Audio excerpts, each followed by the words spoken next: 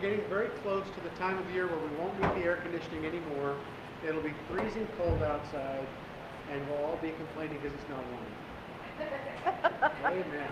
You're right. Lord makes the day. Do you want the windows closed or do you want the air?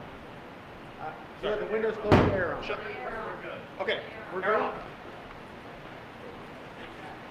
Great. A couple of announcements as we get started. At least one announcement. At the end of the month, the last Sunday of the month, which is the 29th, is that correct? 29th of September, we've been invited by Rise Church to go up there and have a potluck with them. Wouldn't that be fun to eat all their food? So wear your pathway gear and we'll go up and we'll crash their party. We're not crashing, we're invited. So 29th, so yeah, that'll be fun. Is there anything I'm missing? Oh, there is one thing I'm missing. I know some of you folks know if you've been here for a while, in between Pastor Brent's time here and my time, you had Pastor Mylan Maybe come in. And he was your interim pastor. He was very warm and friendly, very, very pastoral man. And his wife passed a few months ago, and I learned this week that Mylan passed himself. And so please be in prayer for the family. It's a big loss. But, at times like this, you look for the little mercies. He didn't have to go a long time without his wife. So now they're reunited in heaven. So please be in prayer for the family. With all that said, let's pray together. Father, thank you so much for all that you've done. And Lord, I just pray for the Maybe family. I pray, Lord, that as they are grieving in the midst of rejoicing, Lord, that they would just trust you even more, Father. Father, I just pray for our church here that you help us to do your will and to reach out to our community, Father. In Christ's name. So this is the first Sunday where we're going to do a hot topic. Okay, so the fall series from the ancient word to the modern world, we're sort of punctuating that series with hot topics. And you are welcome. I mean, I am inviting you, if there's a topic that you're interested in that's in the news, that's one of the big things that you'd like to discuss and see what the Bible says about those kind of things, by all means, you can put it on a card, you can call the office, you can email me, just whatever. If you've got a topic that you'd like to hear from the pulpit, you can throw it at me and I might throw it back. But I might also consider it to talk about here. Now, what I'd like to talk about today is the topic of gender dysphoria, and we'll get into all that ball of wax. And one of the things, as I thought about how to start and where to start, we all have something that's called a worldview. It's a way that we view the world around us. It's a way that we make sense of the reality that we live in. And some worldviews are better than others. Some worldviews are more consistent than others. But every worldview has to answer at least these four questions. The first is, where have we come from? Okay, so as a Christian, you would say, okay, where have we come from? Well, the Bible says that God created us from nothing. He created the entire world from nothing. We might argue and quibble over the details, and that's okay. How many years ago was it? Was it 7,000 or 7 billion? We might quibble over those details, but we would all say that God created the world and everything in it. That's our origin. Any worldview also has to talk about what life means. What does it mean to exist here on this planet? Our source of meaning is the Bible. We would say that the Bible talks about how God created us for His good pleasure, to honor Him, and to proclaim His glory. We have to have a piece of our framework that talks about morality. What is right and wrong? What is the right way to act? And so any worldview has to tell us what is right and wrong. The Christian worldview says that what God says in the Bible is right and wrong. The Big Ten, you remember the Ten Commandments, right? Thou shalt not commit murder. Familiar, right? Yes, okay, good, all right. So we have to have some source of morality in our worldview. We also have to understand our destiny, what happens at the end of my life, what happens when things are finished. So a worldview is like a frame, and the sides of the frame orient you to the world around you. One important component of the Christian worldview is we accept the Bible. We accept the Bible, we argue over some of the interpretations, but in the main points, good Christians agree that the Bible is our source of authority. For the Christian, this frame is comfortable. We're accustomed to where we fit, more or less. You know, we don't go to sleep at night wondering, or at least we don't have good cause to wonder about our worldview. Without good answers to these 4 points, origin, meaning, morality, and destiny, one's worldview is like a weak frame with unreliable, shifty sides. Rather than being centered, this person is unconnected and drifting. Now, we're going to talk today about gender identity, and this sermon is not the last word, right? This is a deep, complicated topic. I read 2 books and a number of articles to get kind of warmed up for this, right? So what we'll do is after the service, we'll finish normally. Sean will come up, do music, pray, and then I'll come back in here and we can talk about it. Now, if nobody's in here, I'll just go home and take a nap, right? But if somebody's in here and you want to talk about it, some of the research that I've done, that's fine. We can sit and talk about it. I also have prepared, I put 10 sheets of a bibliography. So some of the things that I looked at, I just put on a bibliography. They're out in the Welcome Center. And if you are a glutton for punishment, there is a government study out there on the bibliography that you can go read what Medicare thinks about providing surgical options for gender dysphoric people. And the Lord be with you. Now, whenever we discuss something that's controversial, you try to make sure that you represent someone else's opinion as fairly and honestly as you can, right? So if I was going to come in and talk about a theological opinion that I disagreed with, I would want to make sure that I was being a fair representative of that opinion, even though I disagree with it. In this topic, okay, there are certain things I don't agree with, especially from a biblical Christian perspective. However, within this topic itself, the people who are part of the movement of gender identity, those people don't even agree with themselves many times. And so I'm going to do my very best to use definitions consistently and kindly. But if someone, from the movement were to watch this, they would say, well, you're a Christian, you're being unfair. I'm doing my best to be fair. Okay? So whenever we talk about these things, we need to remember 1, 2, 3. Have you memorized these yet? What's number 1? Everyone you meet is created in God's image. There is one image of God. We are created in God's image. And that's tremendously comforting for me as a human being, because when I lie in bed at night, I can think, even if I had a bad day, I'm created in God's image. You know what else the image of God does for me? Even if I've had a very good day, wow, I crushed it today. I'm created in God's image, and that leads me to be humble and to at least seek humility in my life. Because everyone you come across is created in God's image. There are 2 primary commands: to love God and love people. That we have an obligation to be as loving to another person as we can. Doesn't the Bible say the greatest command is to love the Lord your God with all your heart, mind, and soul? Love your neighbor as yourself. That's tough. Anybody struggle with that?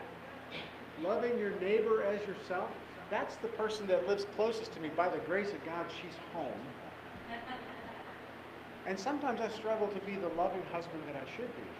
Right? I hope nobody is shocked by it. I hope nobody's shocked. Love God and love people. And then 3 core practices that we identified from the book of Acts: confessing Jesus as Lord.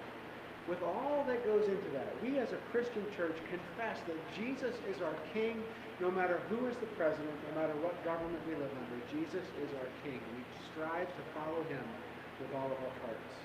We form publicly identifiable communities across racial and generational boundaries. The people beside you, if they're Christians, and I think they all are, they're your brother and sister. Not brother and sister in the sense of, that distant brother that you don't really talk to, but in the sense of, this is my brother with whom I work day to day, shoulder to shoulder. When my brother does something praiseworthy, I hold him up as an example and I say, this is my brother. That's who you are. Or sister. And then we also, the third point is that we engage in mission to our community and to the ends of the earth. God did not take us out when he saved us because he left us here for a purpose, and that purpose is mission. To proclaim him to all of the people around us. I was thinking about starting points, and we start with everybody has a worldview. Some worldviews are better than others. Worldviews are like frames that orient one another, us to the world around us. And one of the big things in this context, or one of the big things we get from the Bible, is that the world is a broken place.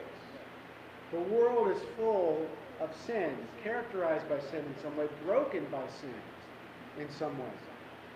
And so a broken world is going to wait for restoration. So if we think about the world as broken by sin, let's define the word sin. Because that's a very technical Christian word, right? And so I looked in a very technical Christian word dictionary, and it says, in the biblical perspective, sin is not only an act of wrongdoing, but a state of alienation from God. For the great prophets of Israel, sin is much more than the violation of a taboo or the transgression of an external ordinance.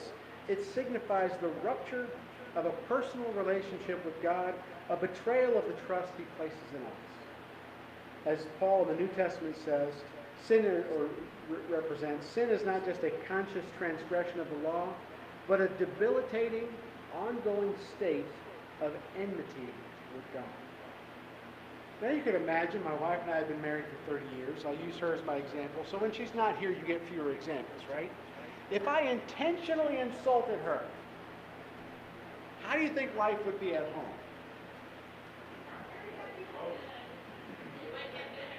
I wouldn't have dinner. It wouldn't be a good life. I mean, she'd be upset with me, angry. And what if I did that every day? She'd run a wood chipper, right? I'd go missing. You wouldn't be able to find me because I had created a conscious, willful alienation from my wife by insulting her every day. That's the state that we live in as sinners before God. We are alienated from God. We have insulted him. And it's deeper than that. Not just what we have done, but we're broken in who we are. Because Adam and Eve, we think about Adam and Eve in the garden. They didn't eat an apple. They violated the command of a holy God who set them in the perfect place and gave them everything that they needed and gave them one command to follow, and they couldn't pull it off. Sin can be thought of as a malignant personal power that holds humanity in its grasp. And so let's take a look at the Bible. Let's take a look at Genesis chapter 3, verse 17. The book of Genesis was written by a man named Moses, who recorded God's curse on the ground in the Garden of Eden after the sin of Adam and Eve. Chapter 3, verses 17 through 19 says this. To Adam he said, because you listened to your wife and ate fruit from the tree about which I commanded you, you must not eat from it. Cursed is the ground because of you. Through painful toil you will eat food from it all the days of your life. It will produce thorns and thistles for you, and you will eat the plants of the field. By the sweat of your brow you will eat your food until you return to the ground, since from it you were taken, for dust you are, and to dust you will return. Now, the specific point in Genesis is that Adam violated God's command, and there was a curse. There was a curse for Eve, there was a curse for the serpent, there was a curse for Adam, there's a curse for the ground. And the specific way that the ground is cursed causes that when you go plant something, it doesn't produce exactly what you planted unless you're careful to pull out the weeds, right? Okay, how many of you have weeds in your lawn? Unless you have chem lawn, or unless you go out and pick weeds every day or week or whatever, you're going to have weeds in your lawn because the world is a broken place.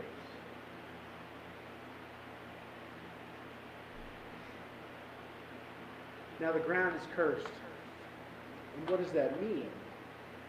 Like when you extrapolate from that the world is broken, How is the world broken? Where is the world broken? You see, we see pictures and shadows of the goodness of the world because God created it very good, but if it's broken, we see brokenness everywhere.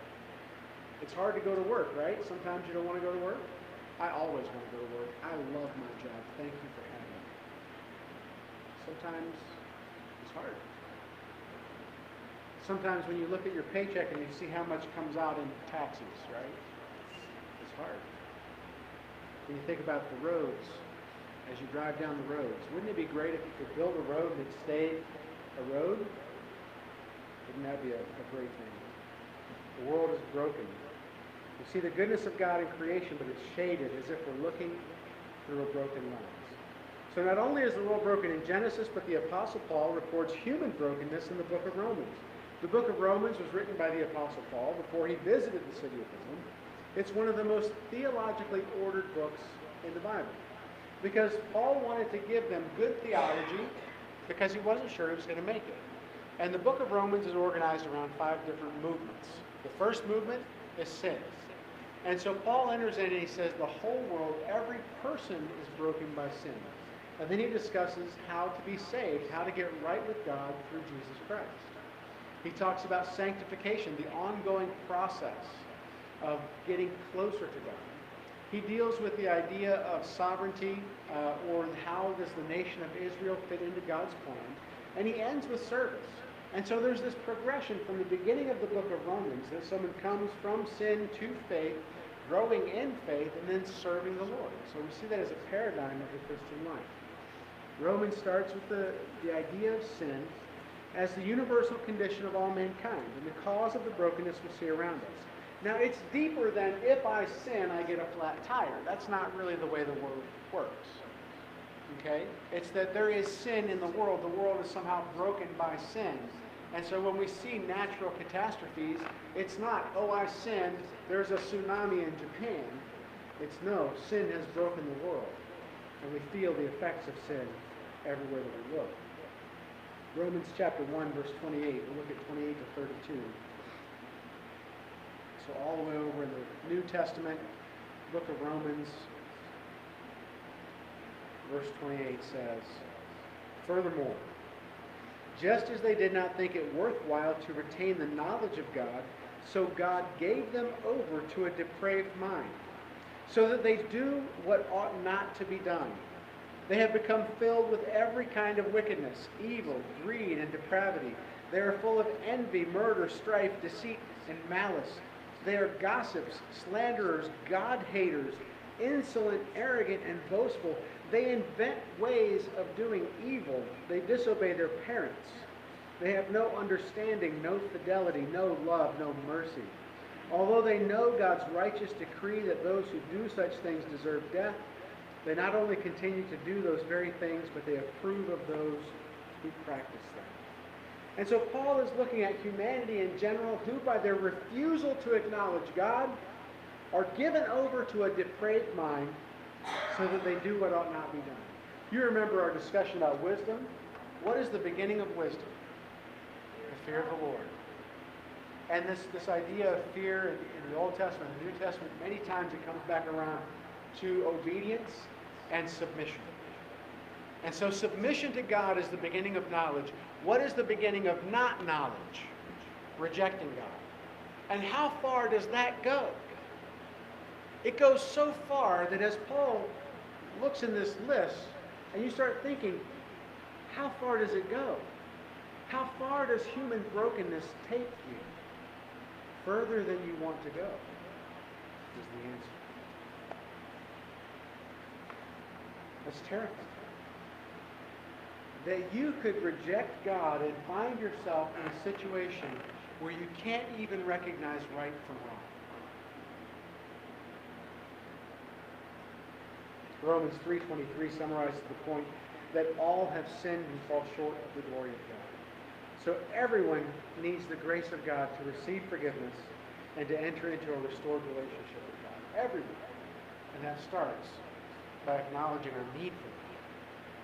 When my older son was a little boy, I was explaining to him the idea of sin, and I've told you this story before. And I said, "Hey, Martin, Are you a sinner? He said, yeah. Is your dad a sinner? Oh, yeah. What about your mommy? Nope. Boy loves his mommy. Nope, mommy's not a sinner. I had to break his little heart and say, even mommy is a sinner. And so when we think about how to start about this discussion about gender dysphoria, we start this discussion as broken people. And so that's just the Bible. There are no Orthodox, conservative, evangelical Christian theologians who would disagree that we're broken.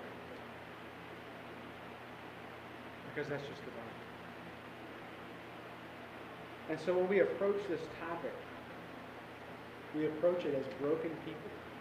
And so we go back to the beginning of knowledge to submit to God and His authority over the whole world. And what do you do with a framework that tells you that the world is broken? At a minimum, you should expect a little chaos in the world around you. I think as Americans, we get very comfortable with a country that is prosperous, with a legal structure that is, generally speaking, functional. We don't have a lot of chaos in our lives. You might think, well, the market's not doing very well this week. That's not chaos. Chaos is when the electricity doesn't work and isn't going to work, where the potholes are bigger than the roads. Maybe we're getting close. We should expect a broken world. There are a number of Christian responses to a broken world. Some Christians get very excited about, okay, the world is broken, let's go fix it. And so they say, let's use all the resources and power of government to go fix the broken world. That is a Christian imperative. I don't agree. I think that we should help as much as we can, whenever we can. I think the government should be small and just. This isn't a political sermon. I don't want to do that. It's not wrong to want to alleviate the suffering of other people in a broken world, but it's not the mission of the church. Other people look at the broken world and they think, we need a lifeboat, because Jesus is going to come and rescue us. He's going to save us from everything, so let's just hang out in the lifeboat. We'll put on some good music, we'll have a good potluck, and we'll just wait it out. But that's not the right response either, because that ignores that God left us here for a reason. It's not theologically incorrect that we're waiting for the return of Jesus to fix everything and restore the world. Each of these responses is partly right. The mission of the church is to alleviate suffering where we can, wait for the return of the Lord, and continue the mission of the church, to enter the world and proclaim the message of Jesus Christ, that everyone can be forgiven of their sins and enter into a restored relationship to God through Jesus. If the world is broken, and it is, what are the effects of a broken world in the area of gender, and specifically in the area of gender dysphoria? Well, there is an effect of sin on the human body. There is an effect of sin on the human mind. If we're broken, why would we not be broken in our hearts? All of our parts.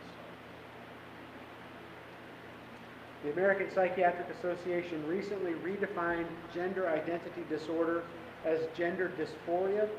Some people believe that this is in response to the political movement, the LGBTQIA+ movement, that movement is influencing the language the government uses to describe this disorder.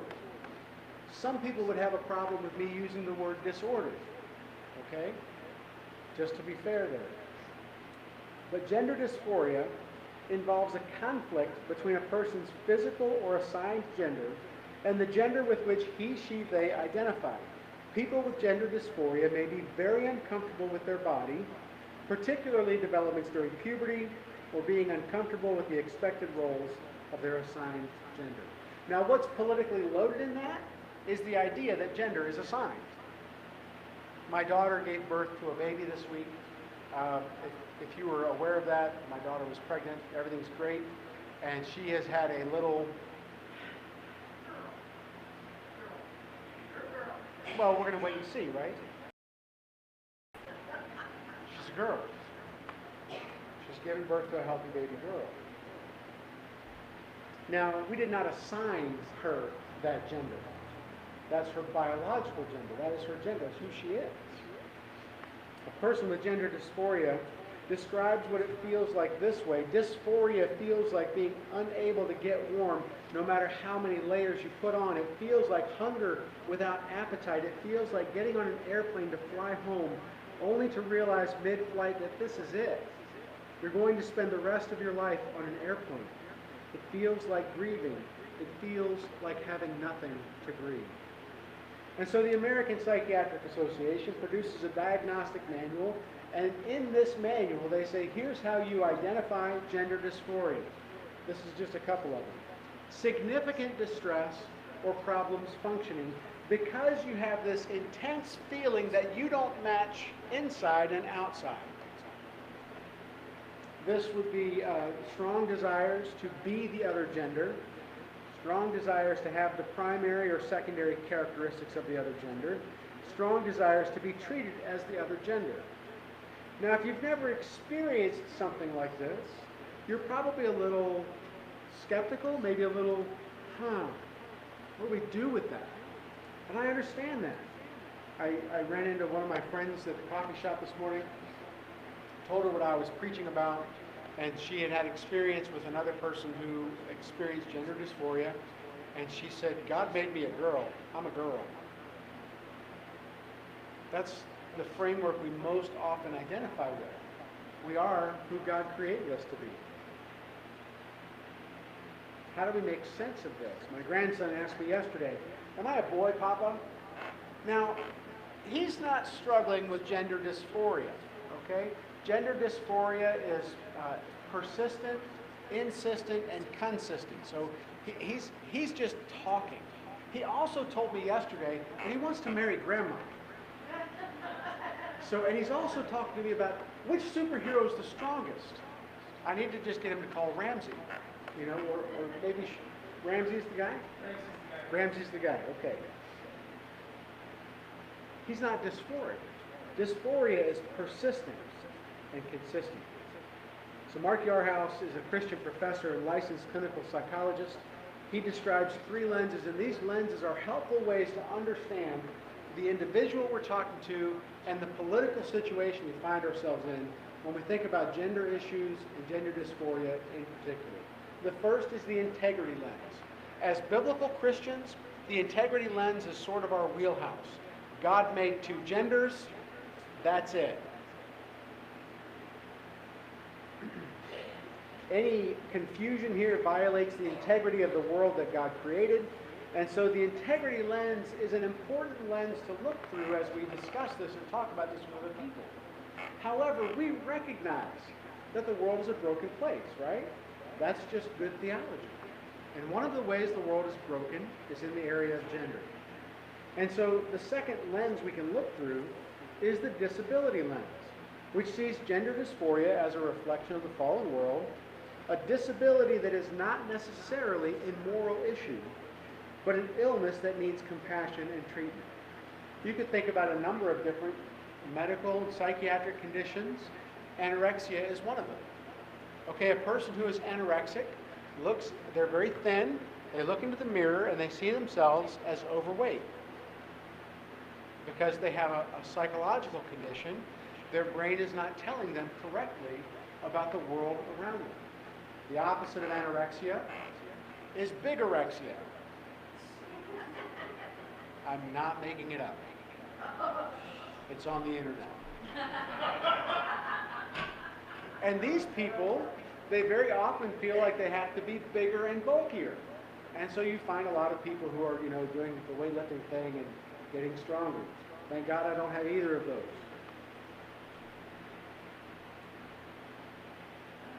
So the disability lens is a way that we look at people who are broken in their gender feelings. A person with gender dysphoria looks in the mirror and they see the wrong gender, the wrong person. And so it is a disability. The final lens, now we're good with the integrity lens. That's our wheelhouse. We understand the disability lens. We also understand that some people misuse the disability lens for advantage in a number of different ways. And then we also, the third lens is the diversity lens. We have the least in common with the diversity lens. Diversity says that gender disabilities should be celebrated. There are two forms of the diversity lens, a strong form and a weak form. In the weak form, transgender issues reflect an identity and culture that should be celebrated as an expression of diversity. The strong form of the diversity lens wants to eliminate the idea of gender altogether. Now, I don't know how the strong diversity people could ever be farmers, right? Especially like cattle farmers, because that requires boys and girls.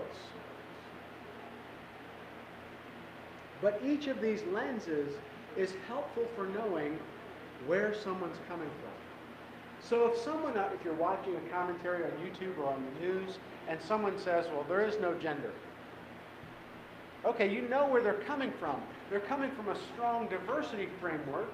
And if you put, some other guy who's, maybe a Christian, maybe a pastor, and he says, no, the Bible says two genders. You know exactly where he's coming from.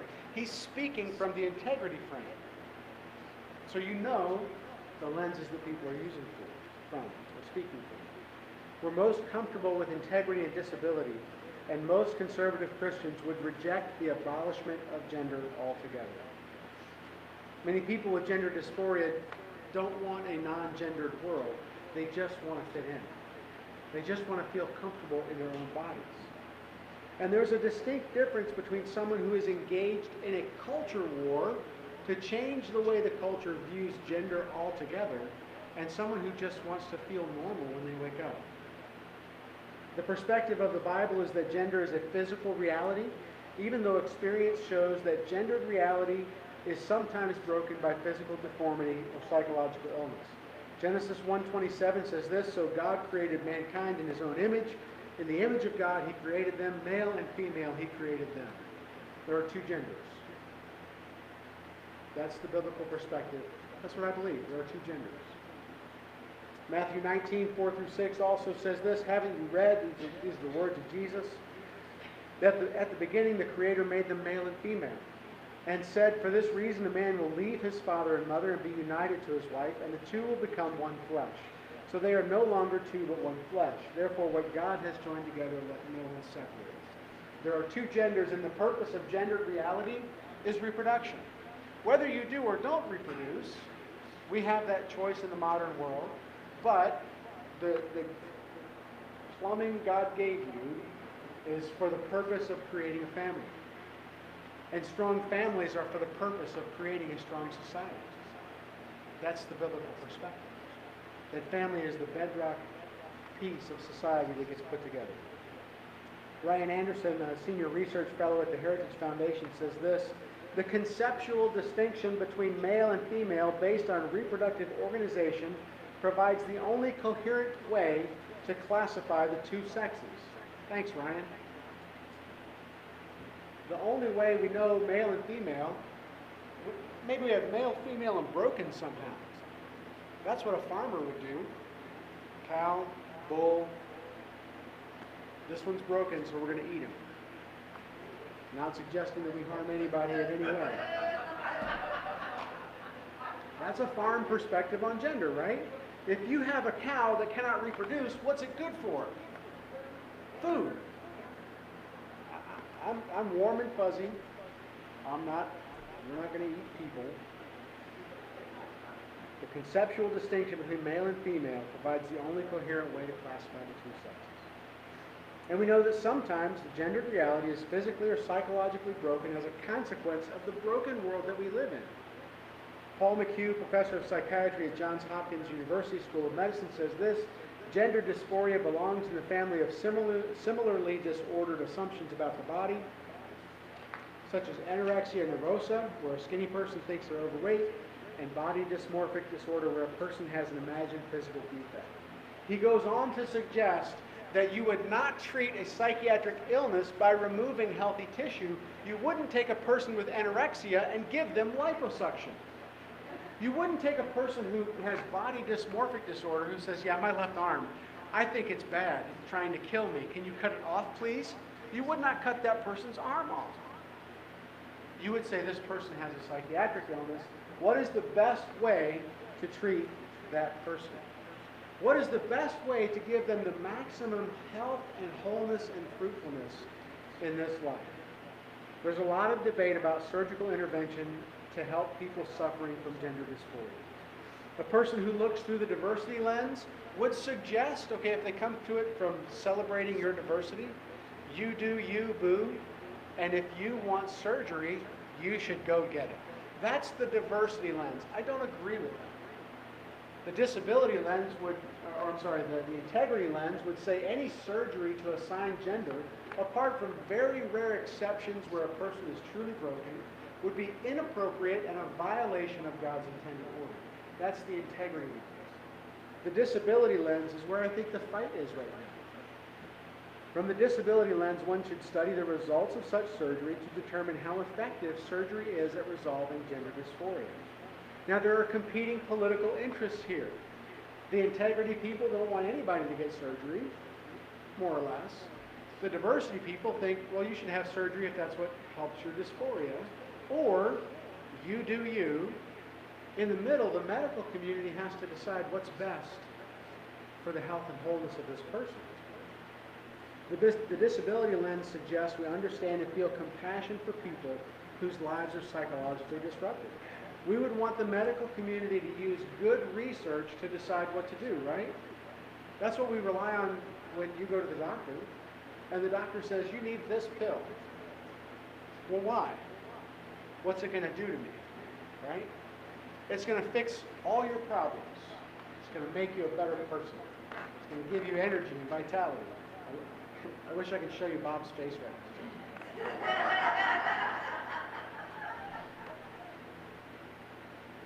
There are competing political interests.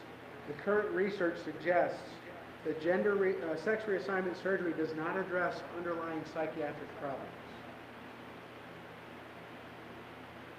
In a discussion by the Obama administration of the largest and most robust study on sex reassignment, the Centers for Medicare and Medicaid pointed out the study identified increased mortality and psychiatric hospitalization compared to the matched controls. The mortality was primarily due to completed suicides, 19.1 times greater than control suites. A person who goes through with gender reassignment surgery has a 19 times greater risk of suicide than someone in the regular population. So I read the study. The study itself says this: mortality from suicide was strikingly high among sex reassigned persons. The people who struggle with gender dysphoria, even after sex reassignment surgery, are at great risk for continuing psychiatric illness and suicide. We live in a broken world.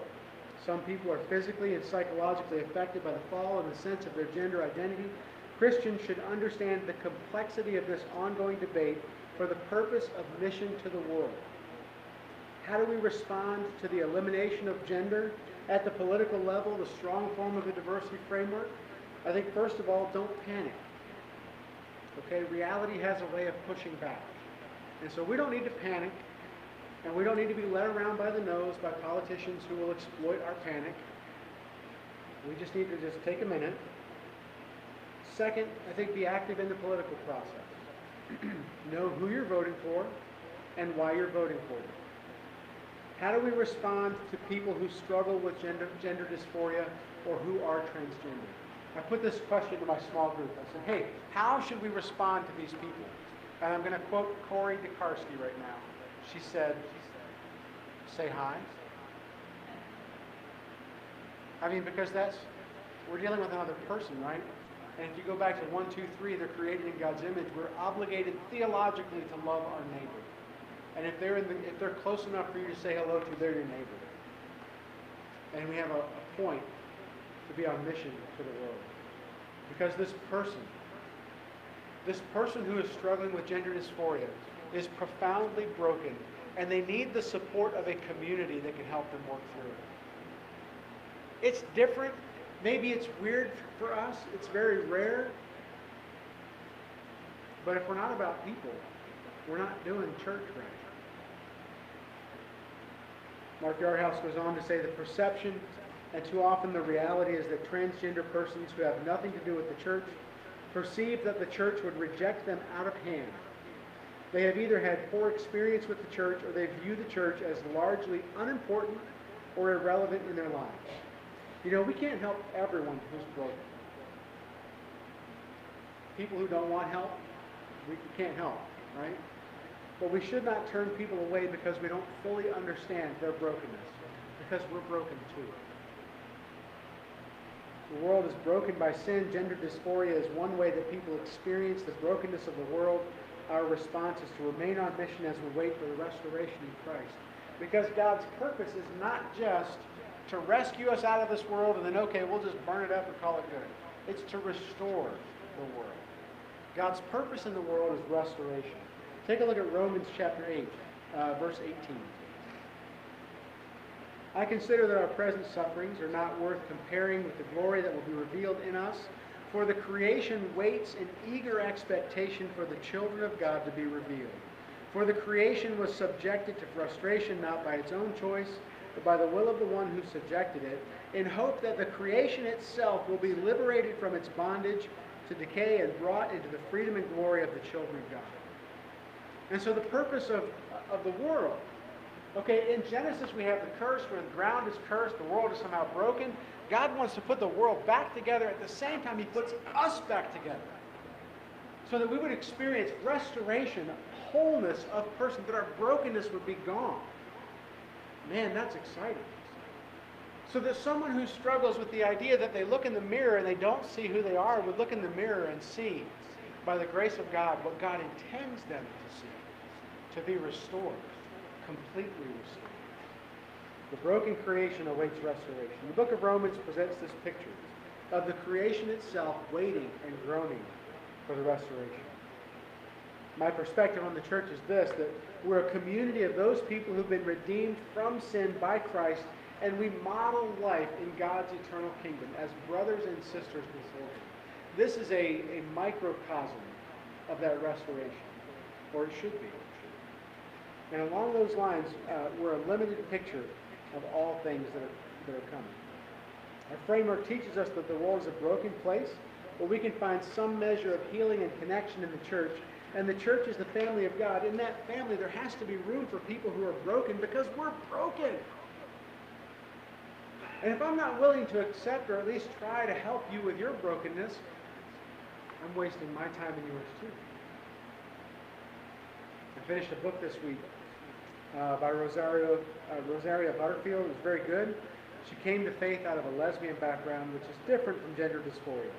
But her point in this quote still applies. She says, "Here is one of the deepest ways Christians scared me. The lesbian community was home, and home felt safe and secure. The people I knew the best and cared about were in that community. And finally, the lesbian community was accepting and welcoming, while the Christian community appeared, and too often is, exclusive, judgmental, scornful, and afraid of diversity." She was scared of us.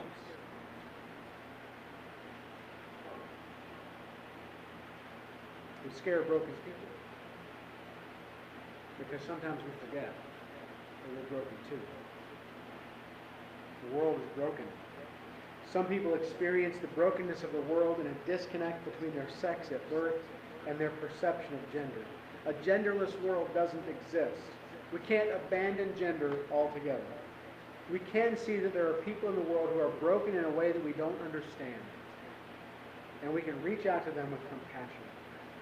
We can't help people if we scare them, or if we are scared of them.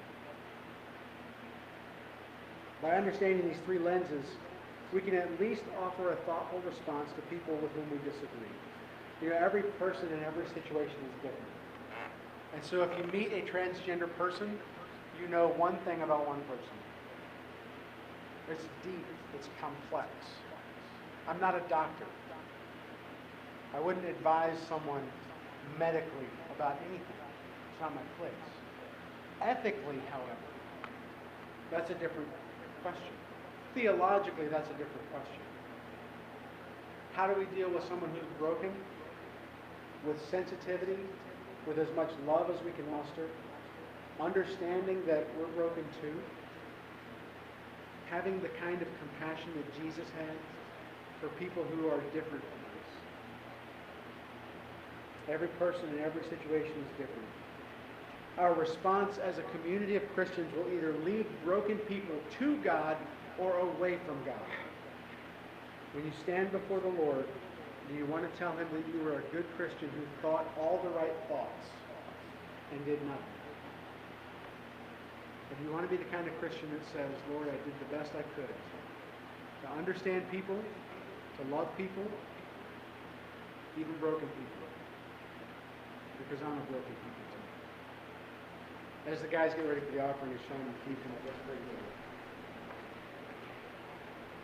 Father, there's so many things about this broken world that we just don't understand. And so, Father, I just pray you help us to be loving and kind to everyone that we meet, because we don't even know all the different ways someone is experiencing the broken world.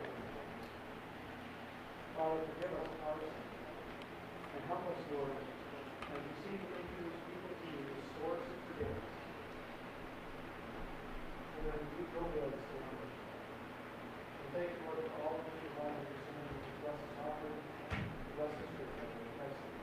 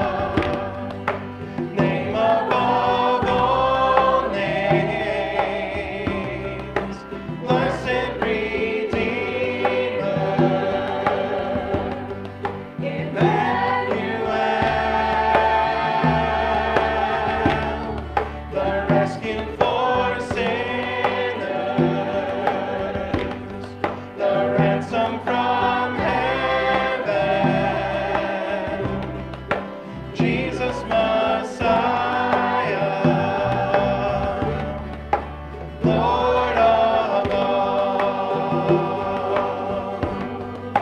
Jesus Messiah, name above all names, blessed Redeemer, Emmanuel, the ransom for sinners, the ransom from heaven, Jesus Messiah, Lord of all, Jesus Messiah, Lord of all, Jesus Messiah, Lord of all.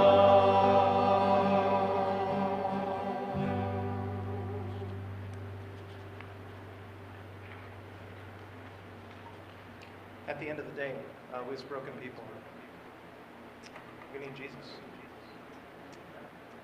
Lord, we need you.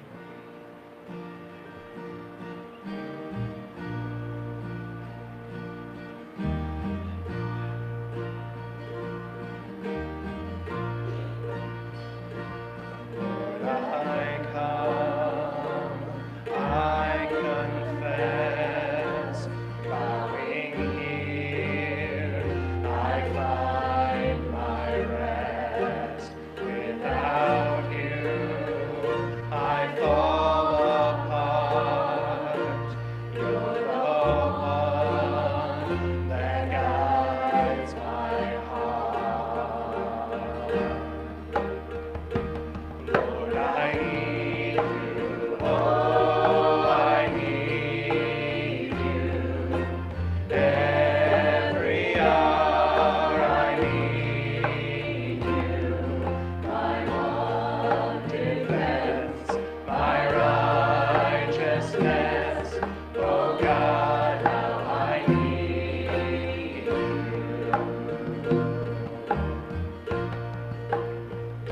Where sin runs deep, your grace is more. Where grace is found is where you are. And where you are, Lord, I am free.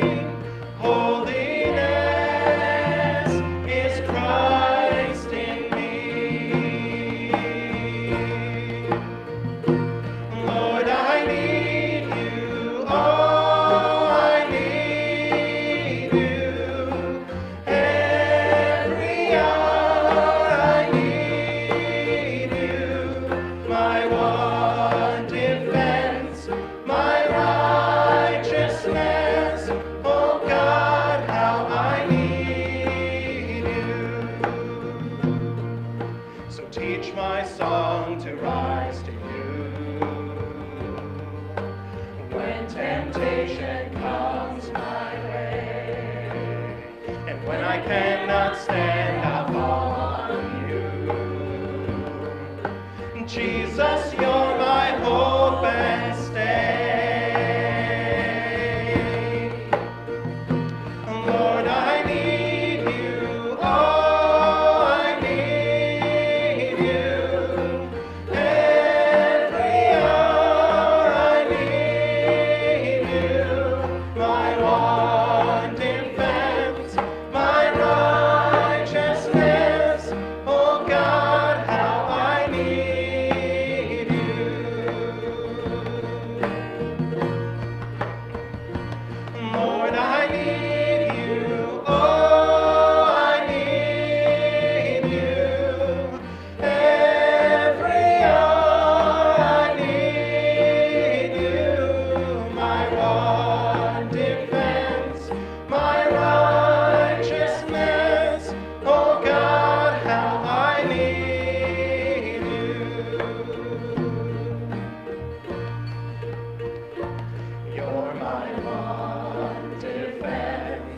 my righteousness.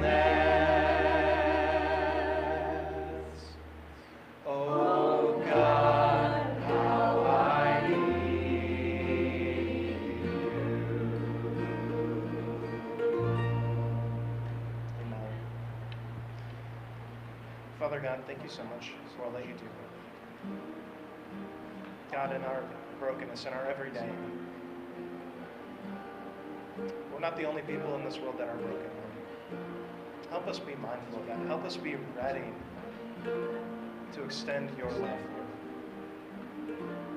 God, I pray that in situations when we're dealing with the hard things, that we can get past pronouns, Lord. That we could love people who hurt. That when there are problems, we can point them to you for the answers, Lord. God, help us live our lives for you with the people that we meet in our everyday. And it's in your Son, Jesus' name, I pray. Amen. You're dismissed.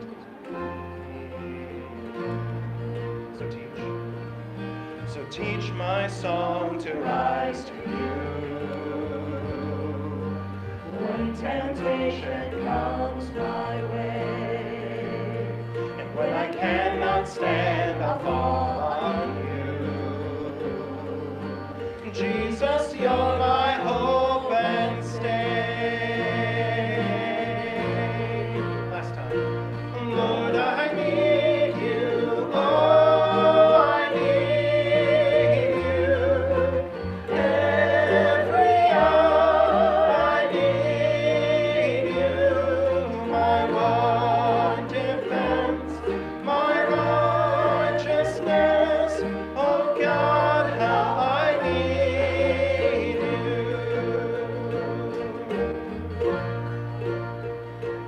You're my one defense, my righteousness.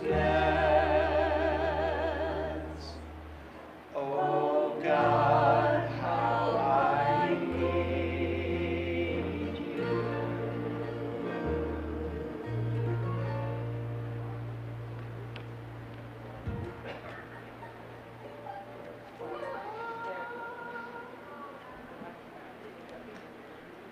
Oh, I hope I didn't make anybody too angry with my last statement. Help us live the message of us.